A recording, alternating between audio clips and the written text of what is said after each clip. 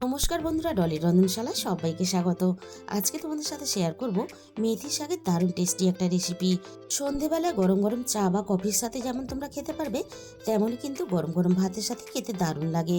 মেথি শাকের বারবার একঘেয়েমি রেসিপি না বানিয়ে একবার হলেও তোমরা এইভাবে বানিয়ে দেখো। একবার এইভাবে বানালে বারবার কিন্তু বানাতে ইচ্ছে করবে। আর এইভাবে বানালে একটু কিন্তু তেতো হবে না। যারা একেবারেই মেথি শাক খেতে চায় না, তারাও কিন্তু তোমার কাছ থেকে চেয়ে চেয়ে খাবে। আর এইভাবে বানালে বাড়ির ছোট থেকে বড় সবাই খুশি হবে। আর সবাই কিন্তু খেতেও খুব পছন্দ করবে। মেথি শাকের শক্ত ডাঁটাগুলো আমি বাদ দিয়ে দিয়েছি। আর যেগুলো কচি ডাঁটা পাতা সেগুলোই আমি নিয়েছি। আর মেথি শাকগুলো কাটার আগে আমি খুব ভালোভাবে ধুয়ে নিয়েছি। শাক কাটার পরে ধুতে গেলে অনেকটাই শাক নষ্ট হয়ে যায়। তাই শাক কাটার আগে কিন্তু খুব ভালোভাবে ধুয়ে নিতে হবে। আর এই রেসিপিটা বানানোর জন্য শাক একটু ছোট ছোট করে কেটে নিতে হবে। খুব বেশি বড় করে কিন্তু কাটলে খুব একটা ভালো লাগবে না।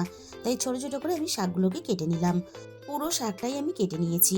আর শাকটা ঠিক এরকম ছোট করে কেটে নিয়েছি। এবার আমি শাকটাকে একটা বড় বাটির মধ্যে তুলে নেব। কাটা শাকগুলোকে আমি বাটির মধ্যে তুলে নিলাম। আর এই রেসিপিটা বানানোর জন্য আমি আগে থেকে মাঝারি সাইজের একটা আলু কেটে রেখেছিলাম। আলুটাকে আমি শাকের সাথেই দিয়ে দিলাম। আর আলুগুলো ঠিক এরকম একটু ছোট করে আর একটু পাতলা করে কেটে নিতে হবে। আর এই রেসিপিটা বানানোর জন্য আলু কিন্তু অবশ্যই ব্যবহার করবে।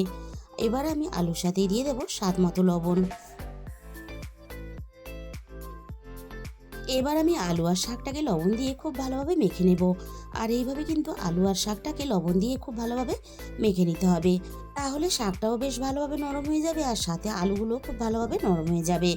আলু আর শাকটাকে আমি খুব ভালোভাবে মেখে নিলাম। আর এই শাকের জলটাকে কিন্তু ফেলবো না। শাক থেকে যতটা জল বেরিয়েছে এই জলে কিন্তু আমরা বাকি কাজটা করে নেব। এবার আমি এখানে একে একে রান্নার গুঁড়ো মশলাগুলো দিয়ে দেব। প্রথমে আমি দিয়ে দিলাম প্রয়োজন মতো হলুদের গুঁড়ো। আর সাথেই আমি দিয়ে দেব ঝালের জন্য লঙ্কার গুঁড়ো। আর ঝালের পরিমাণটা অবশ্যই নিজেদের স্বাদ মতো ব্যবহার করবে। তবে খুব বেশি ঝাল হলে কিন্তু খেতে ভালো লাগবে না। আর এখানে দিয়ে দিলাম প্রয়োজন মতো জিরে গুঁড়ো। আর সাথেই আমি দিয়ে দেব প্রয়োজন মতো ধনে গুঁড়ো। আর সবশেষে আমি এখানে দিয়ে দিলাম অল্প একটু গরম মশলার গুঁড়ো। আর এখানে দিয়ে দেবো অল্প একটু রসুন কুচি। আমি 4-5 কোয়ার মতো রসুন লম্বা লম্বা করে এইভাবে কেটে রেখেছিলাম। আর রসুনটা কিন্তু অবশ্যই ব্যবহার করবে, তবেই কিন্তু টেস্টটা ভালো আসবে। আর এখানে দিয়ে দিলাম অল্প একটু বেসন। আমি ছোট বাটির হাফ বাটির একটু বেশি বেসন নিয়েছি। আমি অর্ধেকটার বেশি এখানে দিয়ে দিলাম। এবার আমি বেসন দিয়ে সব কিছু খুব ভালোভাবে মেখে নেব। আর বেসনের যদি প্রয়োজন পড়ে আমি আবারও বেসন ব্যবহার করব। বাকি যেটুকু বেসন ছিল আমি সেটুকু ব্যবহার করলাম। ঠিক যতটা পরিমাণ বেসনের প্রয়োজন হবে ঠিক ততটাই কিন্তু ব্যবহার করতে হবে। আর বেসনের পরিমাণ যদি কম হয়ে যায় তাহলে কিন্তু বড়াগুলো ভাজার সময় আলুগুলো ভিতর থেকে বেরিয়ে আসবে। সব কিছু একসাথে খুব ভালোভাবে মেখে রেডি করে নিয়েছি। এবার আমি এখান থেকে অল্প অল্প করে নিয়ে আমি গোল গোল বড়ার মতো করে শেপ দিয়ে নেব। আর এগুলো খুব বেশি চ্যাপ্টা করে পাতলা করে বানানো যাবে না, একটু মোটা রেখে বানাতে হবে। খুব বেশি পাতলা হলে তাহলে বড়াগুলো ভাজার সময় ভেঙে যেতে পারে।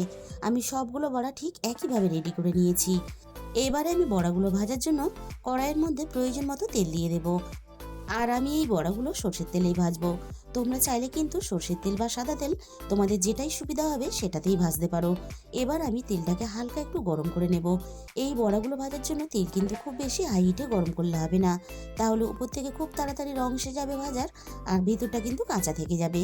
তাই বড়াগুলো ভাজার জন্য তেলটাকে হালকা একটু গরম করে নিয়েছি। এবার আমি গ্যাসের ফ্লেমটা মিডিয়ামে রেখে একে একে বড়াগুলো ভাজার জন্য তেলের মধ্যে দিয়ে দেবো।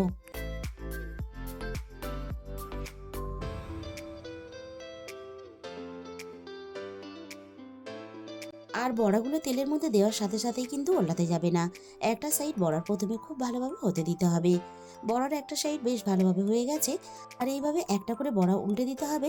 আর এইভাবে একটু খুন্তি দিয়ে চেপে দিতে হবে। তাহলে বড়াগুলো ভিতর থেকে সুন্দরভাবে ভাজা হয়ে যাবে। আমি আবারও বলছি, এই বড়াগুলো ভাজার সময় কিন্তু গ্যাসের ফ্লেম একেবারে হাইতে দেওয়া যাবে না। তাহলে ভিতরটা যেমন কাঁচা থেকে যাবে তেমন কিন্তু আলুগুলোও কাঁচা থেকে যাবে। তাই গ্যাসের ফ্লেমটা মিডিয়ামে রেখে একটু ধৈর্য ধরে বড়াগুলোকে ভেজে নিতে হবে। সবগুলো বড়া আমি বেশ ভালোভাবে ঘুরিয়ে ফিরিয়ে লালচে করে ভেজে নিয়েছি। আর দুটো সাইড ঠিক এইভাবে ঘুরিয়ে ফিরিয়ে বেশ লালচে করে ভেজে নিতে হবে। সবগুলো বড়া আমার ভাজা রেডি হয়ে গেল। এবার আমি সমস্ত ভাজা বড়াগুলোকে কড়াই থেকে নামিয়ে নেব। বন্ধুরা, তোমরা একদিন হলেও এইভাবে বানিয়ে দেখো, খেতে কিন্তু অসম্ভব টেস্টি হয়। তাহলে বন্ধুরা, আজকের এই রেসিপিটা ভালো লাগলে ভিডিওতে একটা লাইক, শেয়ার আর কমেন্ট করে দিও। আর যে সমস্ত নতুন বন্ধুরা এখনও পর্যন্ত আমার চ্যানেলটাকে সাবস্ক্রাইব করনি, এরকম নতুন নতুন ঘরোয়া রেসিপি পেতে আমার চ্যানেলটাকে সাবস্ক্রাইব করে পাশে থাকার অনুরোধ রইল। তার সাথে সাথে পাশে থাকা বেল আইকনটা ক্লিক করে অল করে দিও। তাহলে আমি যখনই কোনো নতুন রেসিপি আপলোড করব, সবার আগে তোমার কাছে পৌঁছে যাবে।